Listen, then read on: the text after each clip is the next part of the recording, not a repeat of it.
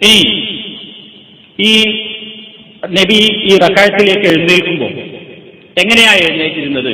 ഇതും ഒരു മനസ്സിലാക്കിയിരിക്കേണ്ട ഒരു വിഷയമാണ്. അതായത് നേരങ്ങട്ട് എഴുന്നേൽക്കുമ്പോൾ കാലിന്റെ മുട്ടുമ്പോൾ ഇങ്ങനെ എഴുന്നേൽക്കലാണോ, അതോ കൈ ഇങ്ങനെ ഊന്നിക്കൊണ്ടായിരുന്നു എഴുന്നേറ്റിരുന്നത്?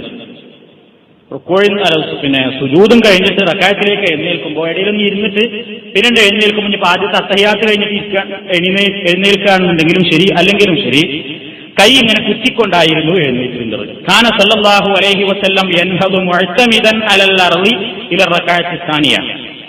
നബി ഈ ഭൂമിയിലേക്ക് ഇങ്ങനെ ഊന്നിക്കൊണ്ടായിരുന്നു എഴുന്നേറ്റിരുന്നത് രണ്ടാം റക്അത്തിലേക്ക്. വകാന യഅ്ജിനു ഫി സ്വലാത്തി യഅ്തമിദു അലാ യദൈഹി ഇദാ ഖാമ. എഴുന്നേൽക്കുമ്പോൾ രണ്ട് കൈയും കുത്തിയിട്ടാണ് എഴുന്നേറ്റിരുന്നത്. അത് ഇങ്ങനെയും കുത്താം ഇങ്ങനെയും കുത്താം. പക്ഷെ ഹദീസിന്റെ പ്രയോഗം യഅ്ജിനു, അജി എന്ന് പറഞ്ഞാൽ മാവ് എന്നാണ്, മാവ് കുഴക്കുക.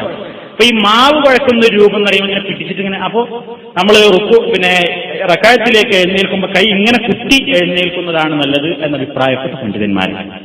ഇപ്പൊ ഇങ്ങനെ കുത്തിയാലും നമ്മൾ എക്സസൈസ് ഒക്കെ ചെയ്യുമ്പോഴല്ല ഇങ്ങനെ ഒരു ആ മോഡൽ കുത്തിയാലും കുഴപ്പമില്ല, ഇങ്ങനെ തന്നെ കുത്തിയാലും വിരോധമല്ല. എങ്ങനെയായാലും രണ്ട് കൈകളിൽ ഊന്നിക്കൊണ്ടായിരുന്നു റക്അത്തിലേക്ക് എഴുന്നേറ്റിരുന്നത് എന്ന് ഹദീസിലുണ്ട്. ഇത് ബുഖാരിയിലുണ്ട്.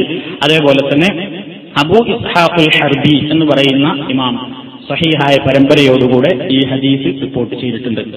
അപ്പൊ ഇതാണ് പിന്നെ ഈ എഴുന്നേൽക്കുന്നതിനെ സംബന്ധിച്ച് നമുക്ക് മനസ്സിലാക്കാനുള്ളത്. ഇതൊക്കെ ഓരോന്നും നമ്മൾ നിസ്സാരമായിട്ട് കാണും, എന്നാൽ നബി പറഞ്ഞിട്ടുണ്ടല്ലോ ഞാൻ നിസ്കരിക്കുന്നത് പോലെ നിങ്ങൾ നിസ്കരിക്കണം. അതുകൊണ്ട് ഇതൊക്കെ ഗൗരവസ്വരത്തിൽ തന്നെ നമ്മളത് മനസ്സിലാക്കേണ്ടതാണ്.